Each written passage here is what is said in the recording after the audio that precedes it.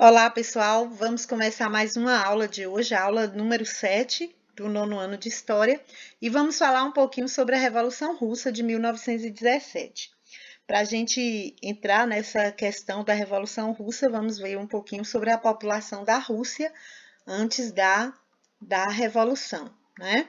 Então, a Rússia, antes da Revolução de 1917, ou seja, no início do século XX, a gente vai verificar que o Império Russo ele era constituído por um conjunto de etnias e culturas.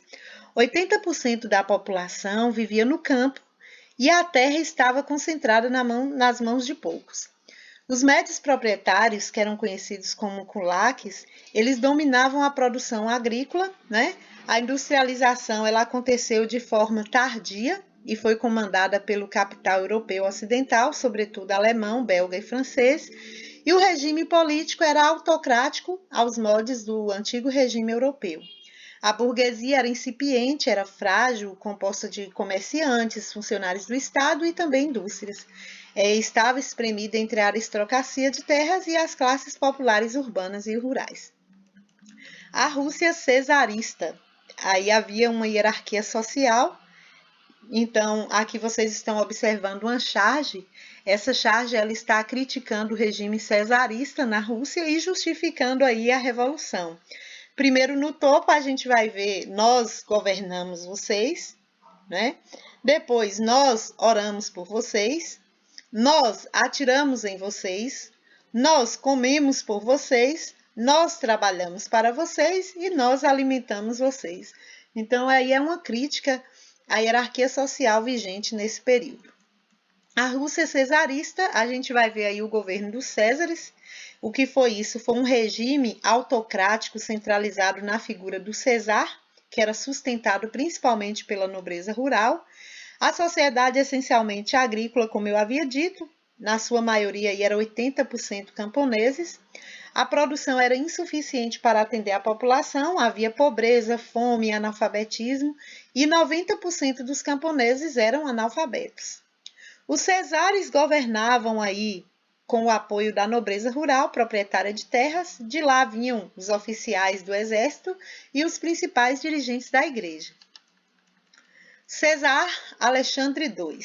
O que ele fez? Ele implementou importantes reformas, destacando-se aí a abolição da escravidão. Em 1867, ele vendeu o Alasca e as Ilhas Aleutas para os Estados Unidos e ele foi assassinado pelo grupo revolucionário Vontade do Povo.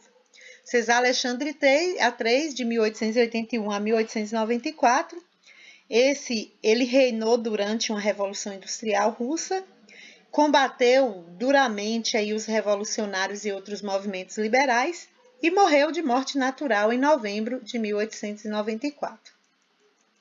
Nicolau II foi o último cesar da Rússia. Ele governou aí de 1894 até 1917. Então, o que ele fez? Investimentos industriais concentrados em centros urbanos populosos, operariado com salários miseráveis e jornada de 12 horas diárias de trabalho. Durante seu governo, foi criado o Partido Operário Social Democrata, inspirado no marxismo, e a economia russa entrou em derrocada, né, devido à Guerra Russo-Japonesa e à entrada da Rússia na Primeira Guerra Mundial. Então, quanto à fundação do Partido Operário Russo, o Partido Operário Social Democrata Russo foi fundado em 1898 e seu programa era marxista. Foi violentamente perseguido pela política de Cesar e seus membros mais conhecidos, como Lenin, Trotsky, e tiveram que fugir da perseguição. O partido se dividiu em dois por divergências de ações, né? Os bolcheviques, que eram a maioria, essa maioria que defendia uma revolução imediata, e os mencheviques, que eram uma minoria que defendia as alianças políticas. Então, o Partido Operário Social Democrático ele foi formado por intelectuais, divididos aí em 1903, né, em dois grupos, os mencheviques, como eu disse, que era a minoria, Revolução Liberal Burguesa aos moldes da Revolução Francesa, o líder é Martov, agrária, capitalista e socialista, e os bolcheviques, que era a maioria, eles queriam aí uma revolução socialista com a participação de operários e camponeses e foi liderada por partido 100% revolucionário e absolutamente disciplinado. O líder era Lenin. era justamente a questão agrária socialista. A guerra dos russos contra os japoneses. Então, motivada por disputa de território da Coreia e da Manchúria, então foi uma das consequências, né, dessa guerra dos russos contra os japoneses. Várias revoltas, entre elas a dos tripulantes, né, do encouraçado Potemkin. Russos são derrotados, perdem territórios e são influenciados e endividam-se. Surgem os primeiros sovietes, o Conselho de Operários. A derrota vai se agravar e cada vez mais vai ter aí a insatisfação popular, e as revoltas também foram sufocadas e os sovietes foram dissolvidos. As manifestações de 1905 foi considerada como o Domingo Sangrento. Então, a guerra russo-japonesa que aconteceu aí durante o período de 1904 até 1905, que foi decorrente das ambições imperialistas, né, tanto russas quanto japonesas sobre a Coreia e a Manchúria, terminou com uma vitória aí arrasadora dos japoneses, né? Então, os resultados do primeiro Domingo Sangrento, em janeiro de 1905, foi o seguinte: manifestação pacífica de cerca de 200 mil trabalhadores em frente ao Palácio de Nicolau II, em Petrogrado. Os manifestantes eles foram pedir ao Cesar a redução na jornada de trabalho para 8 horas e salário mínimo. A guarda do palácio dissolveu a manifestação a tiros, matando mais de 1.000 pessoas. As lideranças dos movimentos foram os membros dos sovietes.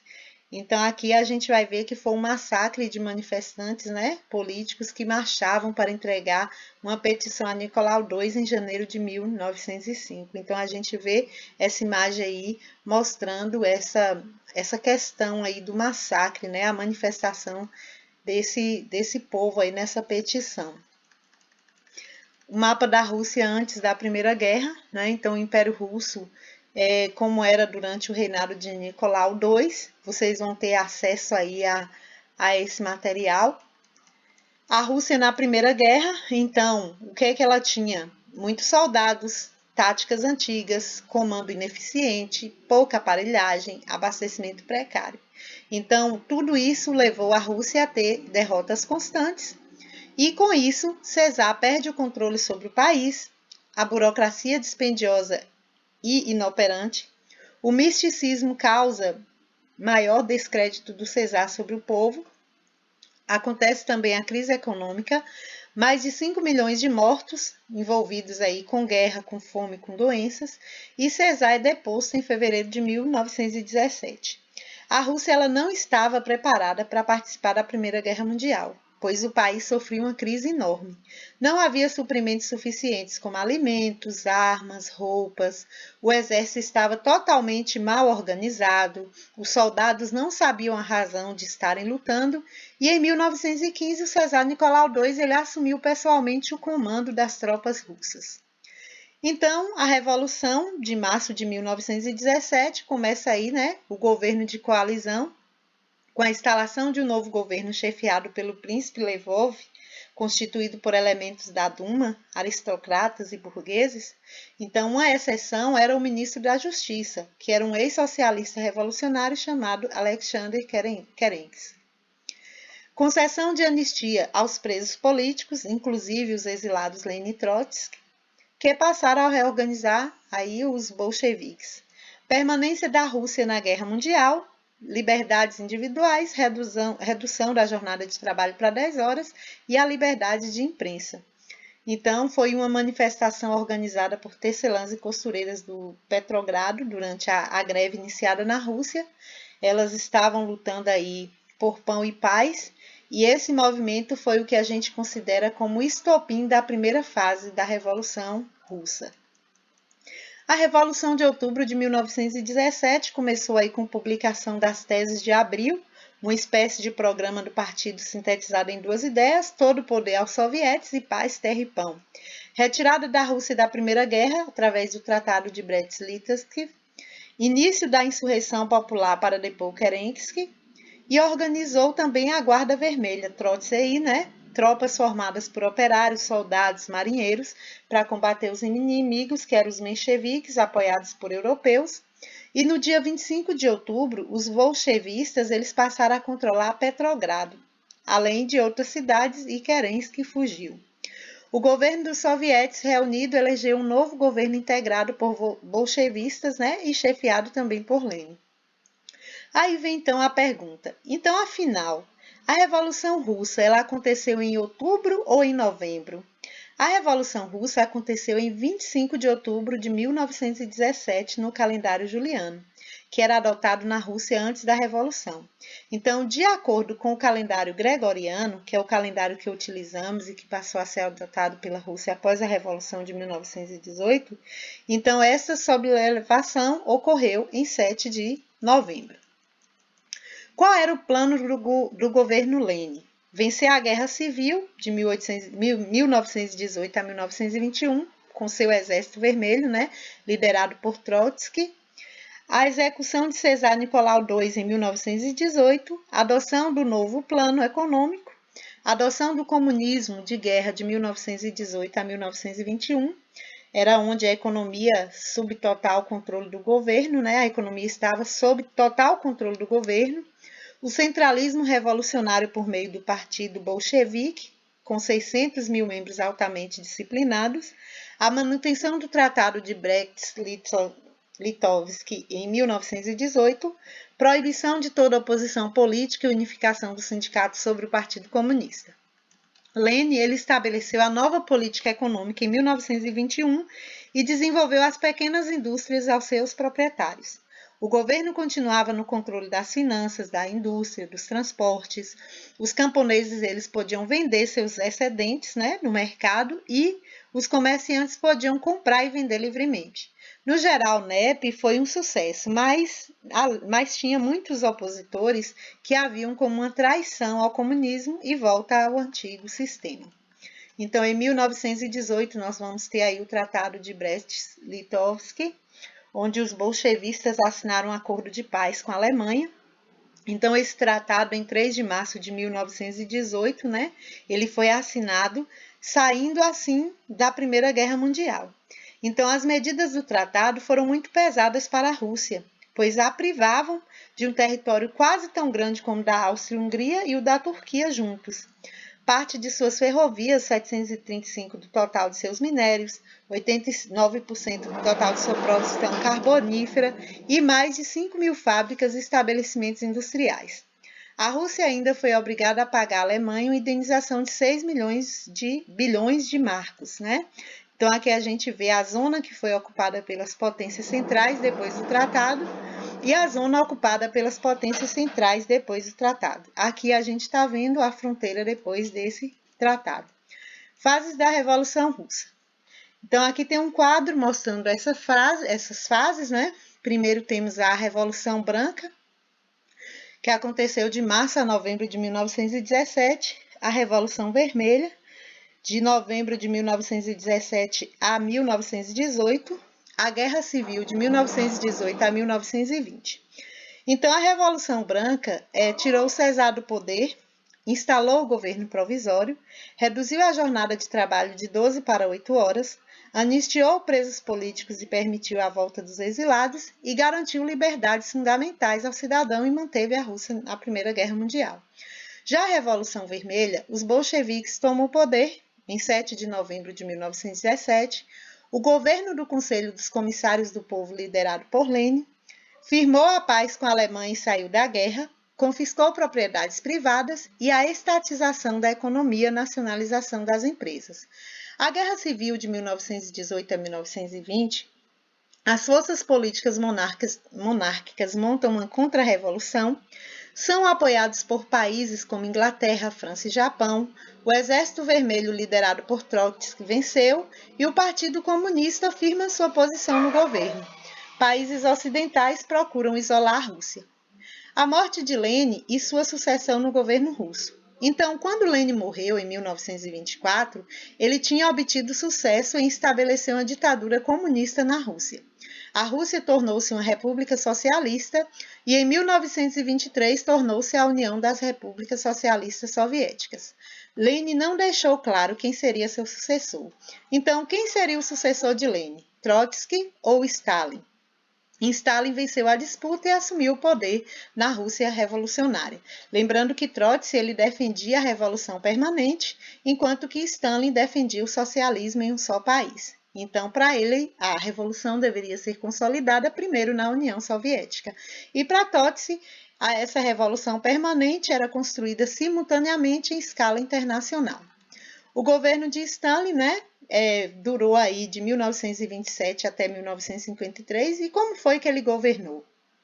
Primeiro, ele deu fim à NEP para implementar uma série de planos quinquenais, usou sua alta posição como secretário-geral do partido para remover e relocar seus oponentes, impôs tremendos sacrifícios à sociedade com fracasso que era visto como traição, conquistou popularidade no partido por querer centrar esforços para tornar a Rússia um Estado moderno e poderoso, desenvolveu a indústria pesada, mecanizando a agricultura e desenvolveu o ensino obrigatório e gratuito, além de impor a política de depurações que milhares foram presos, torturados, condenados a trabalho forçados ou executados, aí de 1936 a 1940.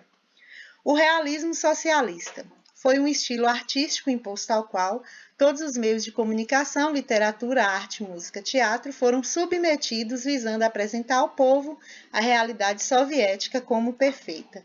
Então aqui a gente vai ver esse quadro mostrando Eternamente Juntos, onde tem russos e ucranianos, e nesse outro, a outra imagem que vem mostrando a propaganda, que mostra uma trabalhadora confiante, e onde não há dúvida sobre sua capacidade e vontade de se comprometer com a revolução. Agora vamos para a atividade. A atividade, a questão 1, você vai dizer o que foi o Domingo Sangrento. A segunda questão, qual dessas foi a medida que Lenin tomou logo após assumir o poder? Letra A, ele adotou o capitalismo liberal como modelo econômico. Letra B, criou a União Soviética. Letra C, estatizou os meios de produção, ou letra D, colocou em vigor a NEP. Vocês devem marcar apenas uma alternativa. A terceira questão, no que constituiu a nova política econômica. E a quarta questão, após a morte de Lenin, quem se tornou líder da União da República Socialista Soviética? Letra A, Trotsky. Letra B, Gorbachev. Letra C, Brezhnev. Ou letra D, Stalin? Considere as afirmações sobre a Revolução Russa de 1917 e seus desdobramentos. Então, aqui eu coloquei 3 alternativas e vocês vão analisar cada uma. E depois você vai marcar se apenas a 1 está correta, se apenas a 3, se apenas 1 e 3, ou se as alternativas 1, 2 e 3. Então, é isso, pessoal. A alternativa 1. Após a chamada Revolução de Fevereiro de 1917 e a abdicação de César Nicolau II, foi instaurado um regime parlamentar liberal, mais tarde removido pela Revolução Bolchevique de outubro do mesmo ano. Alternativa 2. Durante a Guerra Civil que se seguiu à Revolução, os Estados Unidos e as principais potências europeias apoiaram a luta dos bolcheviques contra os chamados brancos contra-revolucionários. Alternativa 3. Nos grandes expurgos da década de 30, muitos dos velhos bolcheviques antigos revolucionários aliados a Lenin foram removidos do poder e executados ao mando de Joseph Stalin. Então, vocês vão ver aí quais estão corretas e marcar a alternativa. É isso aí, pessoal. Espero ter ajudado.